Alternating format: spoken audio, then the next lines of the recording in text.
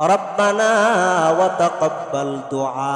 ইব্রাহিম নবী পর্যন্ত আল্লাহর কাছে দোয়া করে, হে মালিক আপনি আমারে নামাজ কায়েমকারী বানান, আমার পরিবারের সবাইরে আপনি নামাজ কায়েমকারী বানান।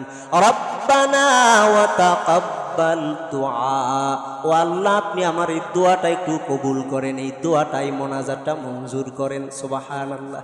তা আপনি কই কোনোদিন তো চিন্তাও করলেন না যে আমার তো কেউই নামাজ পড়ে না, আমার দশা কি? আমি নিজেও পড়লাম না, না ছেলেটা পড়লো না, মেয়েটা পড়লো না, আবার বউটা নামাজ পড়লো। একটু চিন্তা করার বিষয়। মনে করছেন জান্নাত মামা বাড়ির আবদার? ব্যাপারটা এমন না। দুনিয়ার জমিনে কাজ না করলে কেউ একটা পয়সা আপনারে পকেটে দিয়া যায় না। আর আপনি মনে করছেন আল্লাহ এত সুন্দর জান্নাত বানায় রাখছে, আমি শুধু ঘুমামু আর খাইমু, অটোমেটিক জান্নাতে চলে যাইব। ব্যাপারটা এমন না রে বাবা।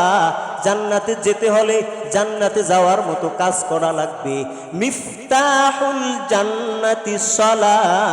আল্লাহ নবীজি তিরমিজি শরীফের 2 নম্বর হাদিসে বলেন, মিফতাহুল জান্নাতি সালাহ, নামাজ হচ্ছে বেহেশতের কি। এটা জানেন দি আপনারা?